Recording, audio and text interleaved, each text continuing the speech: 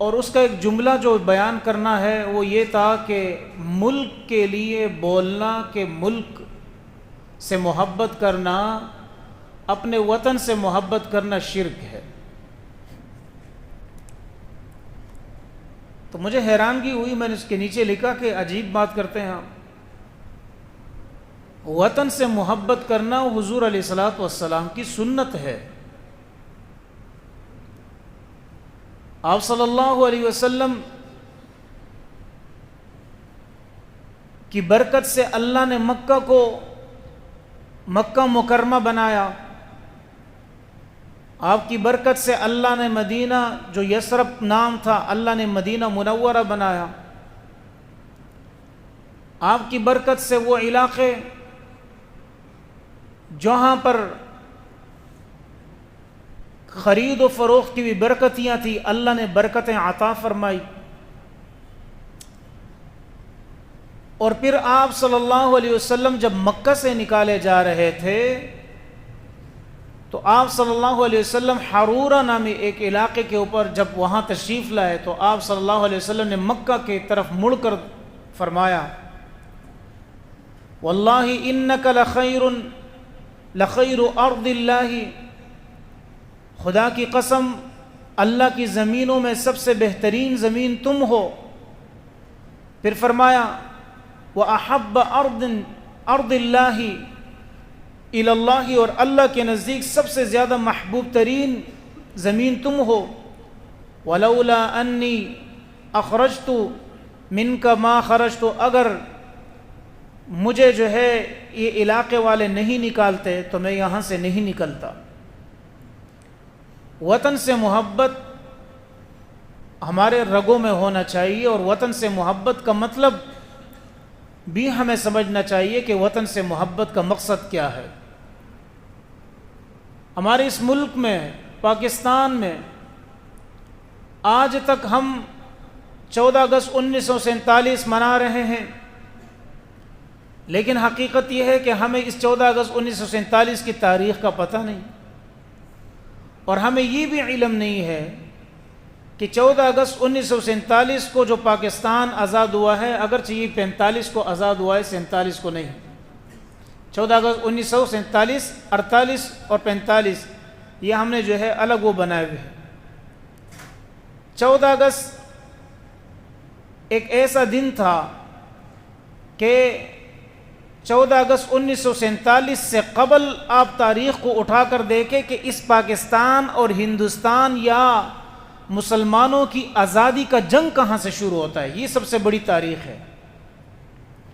ہم نے تو اس جنگ میں یہی دیکھا کہ 14 اگست 1947 یا 15 اگست 1947، حقیقت یہ ہے کہ پاکستان وجود میں آیا ہے تو 15 اگست 1947 کو آیا ہے، 14 اگست کو نہیں آیا۔ یہ 15 اگست کو وجود میں آیا، اور 15 اگست اگر تاریخ کے حوالے سے اگر 14 اگست کو آپ نکالیں گے تو 14 اگست جمعرات کا دن بنتا ہے، 26واں رمضان بنتا ہے، اور 15 اگست جمعے کا دن بنتا ہے، جمعۃ الوداع کا دن تھا، 27واں رمضان لیلۃ القدر کی رات کو یہ پاکستان آزاد ہوا ہے۔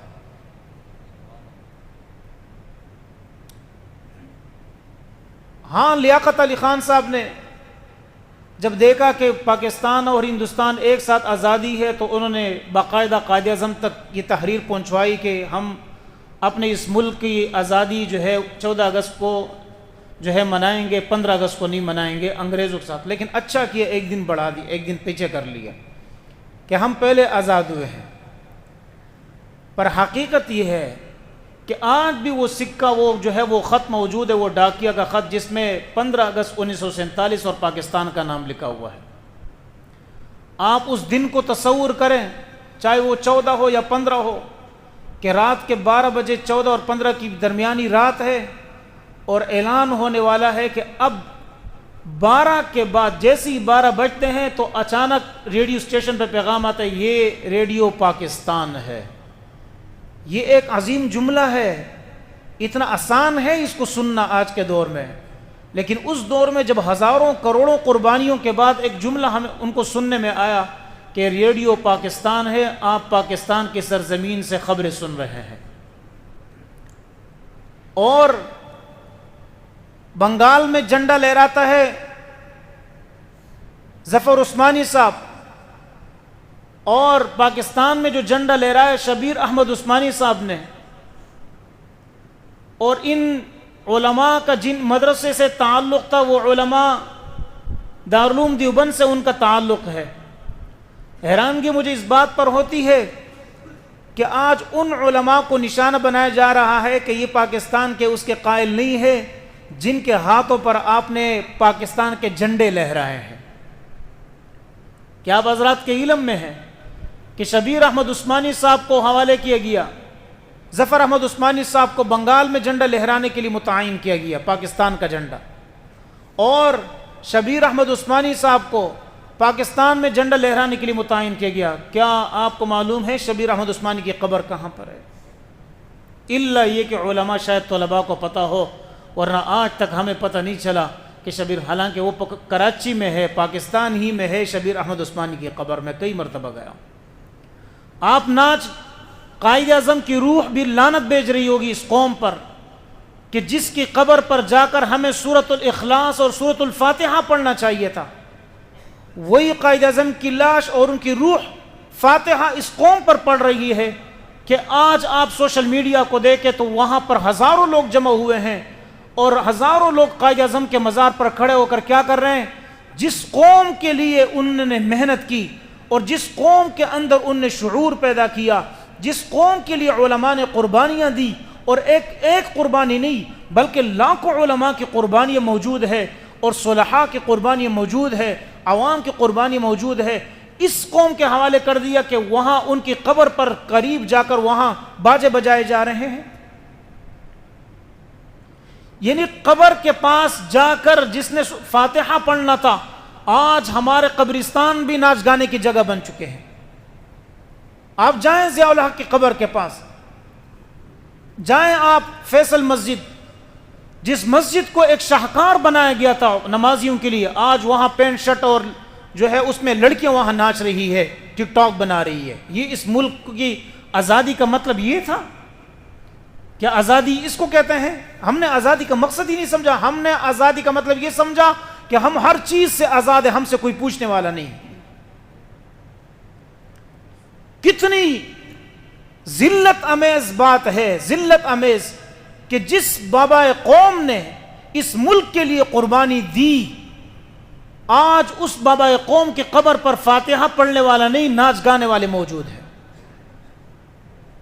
کتنی ذلت کی بات ہے کہ جس ملک کی ترقی کے لیے، جس ملک کی آزادی کے لیے قربانیاں دی گئی، کل میں نے وہاں پر دیکھا، وہاں گزرتے ہوئے، یہ قریب ہی پیچھے ایک علاقہ ہے آرے بازار سے، وہاں ایک بڑا سٹیج جو ہے وہ لگایا ہوا تھا، اور چھوٹی بچیاں جو ہے وہ ناچ رہی تھی۔ کیا کر رہی ہیں؟ پاکستان کی آزادی منا رہے ہیں۔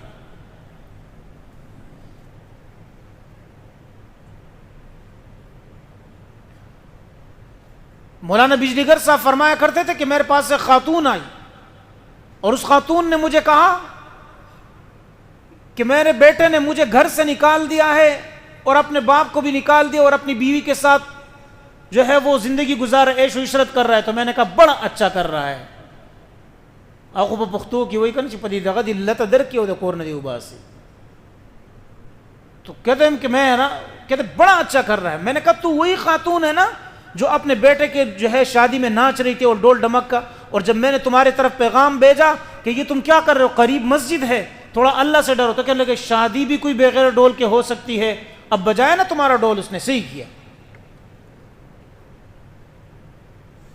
تو جس قوم نے آزادی کے ٹائم پہ ڈول بجانا ہے، گانے گانا ہے، ناچ گانا کرنا ہے، ڈانس کی پارٹیاں کرنی ہے، اس قوم کو اور کون سی آزادی چاہیے؟ اس کی آزادی کا تصور اس کی آزادی کے وقت پتہ چلتا ہے۔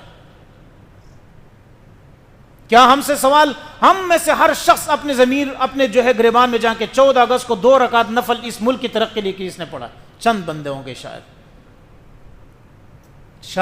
چند بندے کے 2 رکعت پڑھے ہو کہ یا اللہ تیرا لاکھ لاکھ شکر ہے یہ ملک ہمیں عطا ہوا ہے۔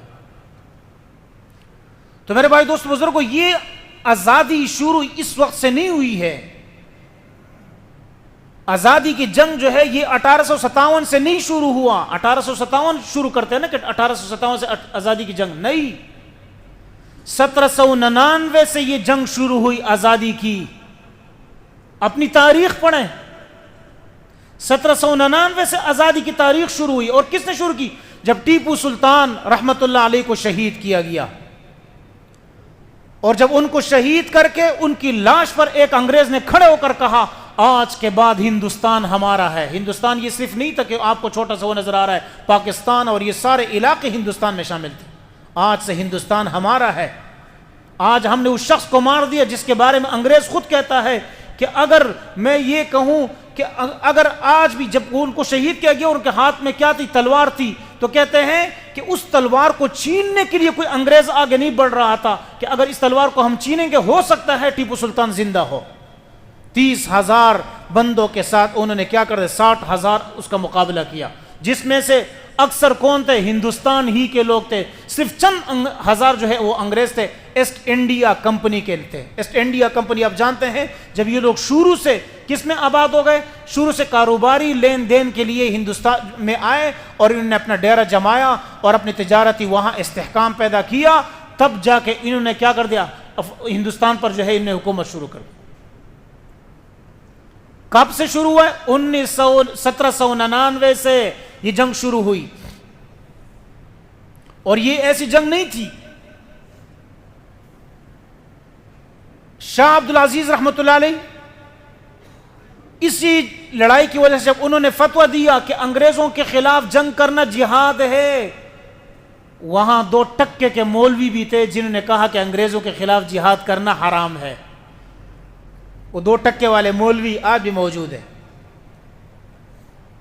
جن نے کہا حرام ہے. کیوں؟ اس لیے کہ انگریز حکمران ہے اور حکمرانوں کی اطاعت اللہ نے قرآن میں حکم دیا ہے، اطیعوا اللہ واطیعوا رسول الامر منکم، دا سے خلق پاتی شوید، حرام قرار دیا.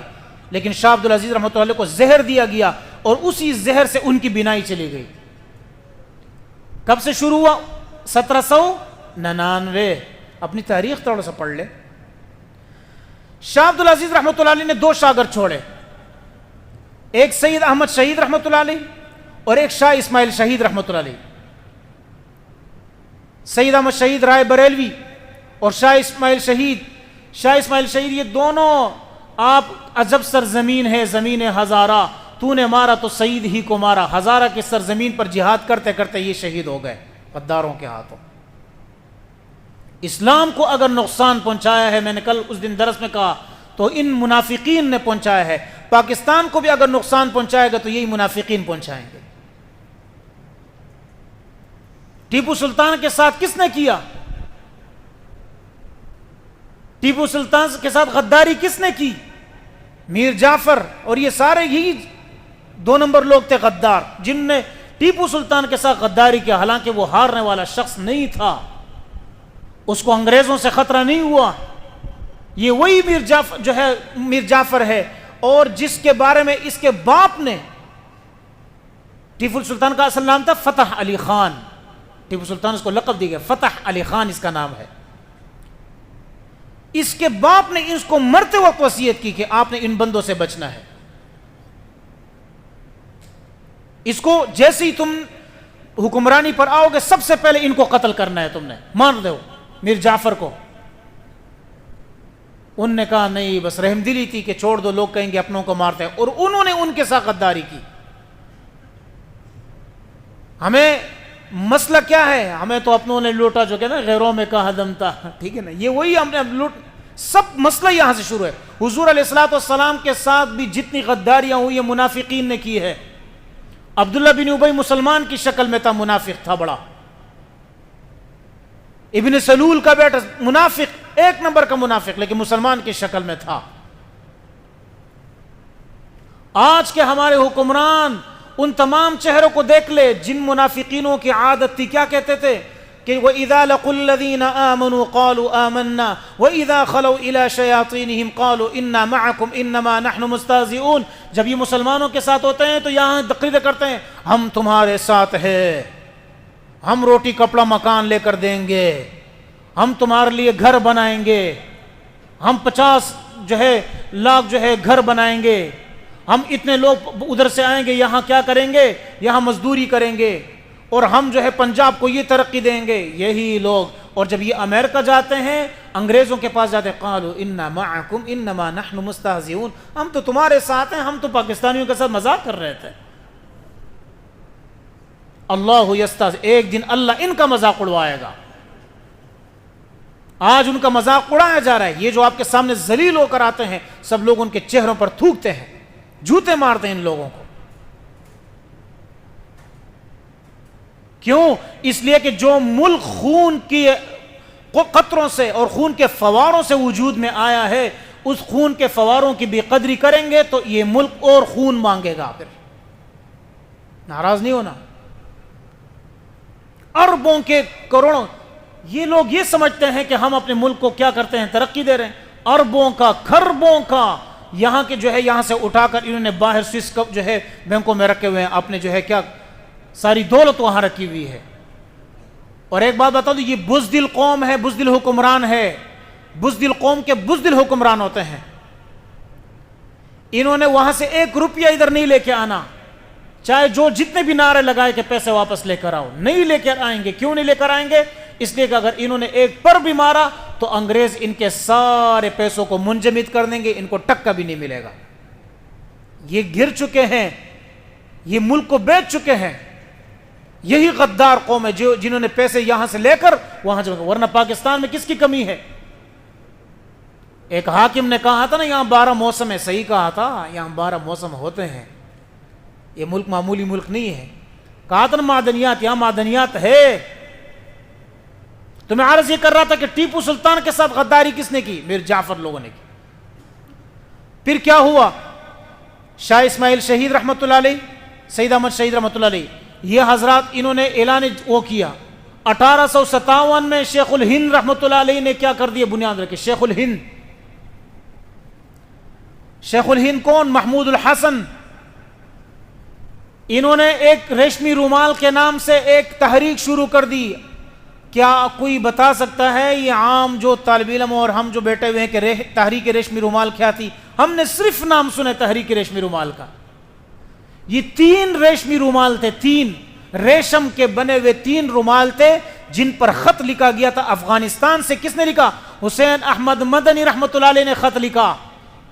کس کے نام لکھا؟ سید عبد الرحیم کے نام لکھا۔ اور کس کے؟ شیخ الہند محمود الحسن رحمۃ اللہ علیہ کے نام لکھا، سید عبد الحق کے نام لکھا، اور ان کو بھیجا۔ کون تھے شیخ الہند رحمۃ اللہ علیہ؟ یہ وہ شخصیت ہے جب انہوں نے دیکھا کہ ہمیں جیل میں ڈالا گیا، 3 سال کے بعد جب یہ جیل سے نکلے، انہوں نے دیکھا یہ کیا حالات چل رہے ہیں۔ یہاں تو سارے جو نوجوان جو ہمارے شہید تھے ان کے بیٹے روڈوں پر رول رہے ہیں، کوئی پوچھنے والا نہیں۔ اور انگریزوں نے کیا شروع کر دیا؟ جتنے بھی شہداء تھے ان کے بچوں کو فری میں پڑھانا شروع کر دیا۔ کیا؟ انگریزی تعلیم۔ اس وقت ان کو پتہ چلا کہ اب ہمارے نوجوان، اب ایسا طبقہ اللہ نہ کرے تیار ہوگا جو ہمارے خلاف ہوگا۔ فوراً انہوں نے ایک مدرسے کی بنیاد رکھی جس کو دارالعلوم دیوبند کہا جاتا ہے، جہاں شیخ محمود الحسن رحمۃ اللہ علیہ ہے، جہاں قاسم نانوتوی رحمۃ اللہ علیہ ہے، جہاں حسین احمد مدنی رحمۃ اللہ علیہ ہے، شیخ الہند کے شاگرد۔ ذرا تاریخ پڑھ کر دیکھیں، یہاں سے افواہیں اڑائیں گے آپ دارالعلوم دیوبند کے خلاف۔ جہاں کون ہے؟ شبیر احمد عثمانی رحمۃ اللہ علیہ ہے، جہاں ظفر احمد عثمانی رحمۃ اللہ، شبیر احمد عثمانی کے بھائی ہے، اور وہ شبیر احمد عثمانی رحمۃ اللہ علیہ جن کے برکت سے، جن کے دلائل کے برکت سے آج ہم گنبد خضرا نظر آ رہا ہے۔ تم الزام لگاؤ گے انہوں نے تو کچھ پڑھا ہی نہیں ہے، یہ تو صرف ہم خیالی پلاؤں میں لگے ہوئے ہیں کہ بس خیالی پلاؤ۔ سب سے پہلے یہ بنیاد اس مدرسے کی رکھی گئی، اور کہاں بنیاد رکھی؟ یہ عمارتیں نہیں تھی۔ کسی بھی دینی تعلیم کے لیے عمارت کا ہونا ضروری نہیں، خلوص کا ہونا ضروری ہے۔ ایک انار کے درخت کے نیچے شاگرد بھی محمود، استاد بھی محمود، ایک انار کے درخت کے نیچے شروع ہوا۔ آج دارالعلوم دیوبند کے ہزاروں اور لاکھوں فضلاء ہے، اور آج ان کی جو ہے مدرسے پہ مدرسے۔ ہمارے لیے جہاں پر بھی دینی تعلیم ہوگی، چاہے وہ بریلوی ہو، چاہے وہ اہل حدیث ہو، چاہے وہ دیوبندی ہو، سارے ہمارے لیے معیار ہے، پھر حق ہوگا۔ جہاں پر بھی مرزائی کے خلاف آواز ہوگی، جہاں پر بھی حق کے خلاف آواز ہوگی، جہاں بھی حق کے لیے آواز ہوگی، پھر وہ ہمارے لیے ایک ہوگا، جس وقت انہوں نے ایک کیا تھا۔ کس کو بھیجا؟ شیخ کس نے حسین احمد مدنی رحمۃ اللہ علیہ کو کس نے بھیجا؟ شیخ محمود الحسن رحمۃ اللہ علیہ نے بھیجا کہ جائیں آپ کہاں پر؟ سیدھا جائیں افغانستان. یہ بیچارہ یہاں سے گھر کا زیور بیچ کر ان کو بھیجا گیا. کہاں سے؟ یہ پاکستان سے ہو کر یہاں سیدھا افغانستان کے بارڈر پر. ان کو پتہ چل گیا تھا کہ میرے پیچھے آ رہے ہیں. سیدھا افغانستان پہنچ گئے. کب پہنچا؟ 14 اگست کا مہینہ تھا اور 1900 کیا تھا؟ 14 اگست تھا. 15 اگست کو یہ پہنچے. 15 اگست کو حضرت نے قدم رکھا چند سال پہلے, اور اللہ نے 15 ہی اگست کو افغانستان کو کیا کر دیا؟ آزاد کر دیا. ان کے ساتھ بھی غداری ہوئی. وہاں ان کو پتہ چل گیا کہ اب ہمارے خلاف کیا ہو گئے ہیں, سارے ایک ہو گئے ہیں. انہوں نے یہاں سے خط بھیجا. حسین احمد مدنی رحمۃ اللہ نے شیخ الہند کہاں تھے؟ حجاز میں تھے. انہوں نے روس کی طرف, جاپان کی طرف لوگ بھیجے, انہوں نے ترک کی طرف لوگ بھیجے, اور شیخ الہند رحمۃ اللہ علیہ جو اس میں تھے, حجاز میں تھے, وہاں پر ایک خط بھیجا کہ بھائی یہاں پر حالات سنگین ہیں فی الحال. اور تحریک کس چیز کی تھی؟ کہ ہم اب جو ہے ہندوستان کو انگریزوں سے آزاد کریں گے. اس کی تاریخ شروع ہو گئی. پکڑے گئے سارے. کہاں سے؟ حجاز سے شیخ الہند کو پکڑ کر جیل میں ڈالا گیا. اب حضرات کے علم میں ہونا چاہیے, جب شیخ الہند مولانا حسین احمد رحمۃ اللہ علیہ جب شیخ الہند کو غسل دے رہے تھے تو شیخ الہند کے کمر پر کالے نشانات موجود تھے. کسی نے حسین احمد رحمۃ اللہ سے پوچھا کہ آج تو یہ بتا دو, ہم نے ہمیشہ شیخ الہند کے کمر پر یہ نشانات دیکھے, آج تو ہمیں بتا دو کہ یہ وجہ کیا ہے, ان کے کمر پر یہ نشان کیوں ہے؟ کہنے لگے ان حضرت نے اپنی زندگی میں منع کیا تھا. یہ مالٹا کے جیل میں اسیران مالٹا میں سے تھے. مالٹا کے جیل میں انگریز ان کی کمر پر جو ہے لوہے کے سلاخیں رکھ کر جلا کر کہتے تھے تم ایک دفعہ فتویٰ دے دو کہ انگریزوں کے خلاف جہاد حرام ہے, ہم تمہیں جو ہے کیا کر دیں گے؟ مراعات دے دیں گے. انہوں نے کہا نہیں, زبان چھینی جا سکتی ہے اور جان لی جا سکتی ہے, لیکن ہم یہ فتویٰ نہیں. 4.5 سال کے سب سے خطرناک صعوبتیں برداشت کر کے شیخ الہند وہاں سے نکلے. اور جب یہ نکلے تو جمعیت کے نام سے ایک تحریک شروع ہوئی تھی, اور ان لوگوں نے کانگریس کے ساتھ اتحاد کر لیا تھا کہ اکیلے یہ سب کچھ کرنا مشکل ہے. اور اسی کا بانی لیاقت علی کون تھے؟ حضرت شیخ الہند رحمۃ اللہ علیہ تھے. جیسے یہ نکلے جیل سے ان کو صدر بنایا گیا, اور چند ہی دنوں بعد ان کا انتقال ہو گیا. شیخ الہند اپنی تاریخ ہمیں پتہ ہو. 1799 سے لے کر 1857 تک یہ ساری تحریک چلی. 1799 ان ایک دفعہ ناکام ہو گئے, 1857 میں پھر ناکام ہو گئے یہ لوگ, پھر ان کو جیل میں ڈالے. یہ سب ناکام ہو گئے تھے, لیکن انہوں نے اپنی ناکامی کو کیا کر لیا؟ تسلیم نہیں کیا کہ نہیں ہم نے کرنا ہے تو اس کو آزاد کرنا ہے ہندوستان کو. یہ ان قربانیوں سے وجود میں آنے والا ملک ہے. مخالفت شروع میں ہوئی کہ ہندوستان اور پاکستان الگ نہیں ہو, کیونکہ ہندوستان جو سارا ہندوستان ہے یہ سارا ہے ہی مسلمانوں کا. انگریزوں نے اس پہ قبضہ کیا ہوا ہے. پہلے ایک نعرہ تھا کہ نہیں الگ ہو, ہم مسلمان ہیں, چینو عرب ہمارے, ہندوستان ہمارا, مسلم ہے ہم وطن ہے سارا جہاں ہمارا, یعنی اقبال کا سب کا تھا. لیکن جب پتہ چل گیا کہ مسلمان اب ایک ایسے ریاست میں نہیں رہ سکتے ہیں جہاں ان کے لیے سارے مسائل ہو, آج کشمیر کو دیکھے تو اللہ کا شکر کرے کہ ہم آزاد اس پہ ہے کہ اپنی نماز 5 وقتہ پڑھ لیتے ہیں. اللہ کا شکر کرے کہ ہم آزاد اس پہ ہے کہ ہم اللہ جو حق ہے وہ بول لیتے ہیں, ورنہ آپ یہ بات اور کہیں نہیں بول سکتے ہیں. گزشتہ دنوں میں نے کوئی کیس سا چل رہا تھا ایک بندے کے خلاف.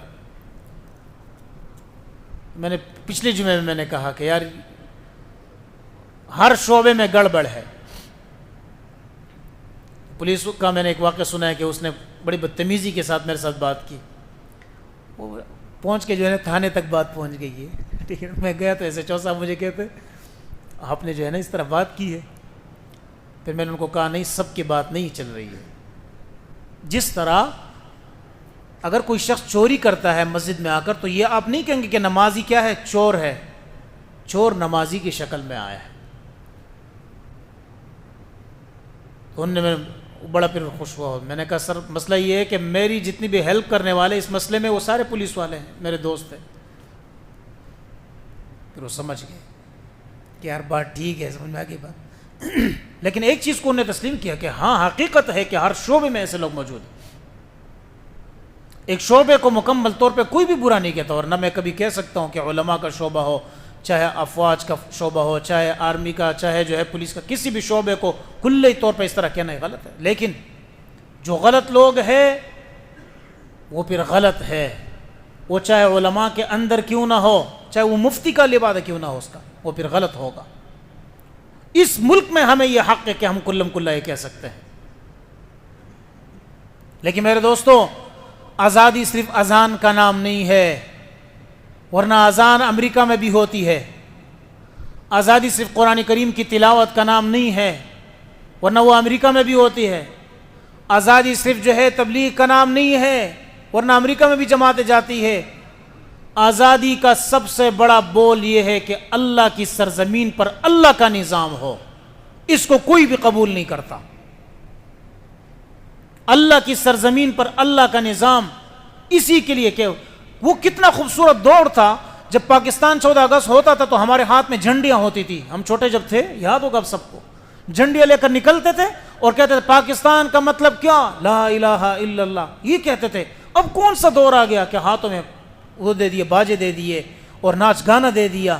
یہ کون سی آزادی دے دی، یہ کون سا ذہن دیا ہمیں؟ ورنہ اس وقت ہماری زبان پر چھوٹے چھوٹے بچے تو ان کی زبان پہ، ابھی کسی بچے سے پوچھ لو چھوٹے معصوم، پاکستان کا مقصد کیا، اس کو کوئی پتہ نہیں۔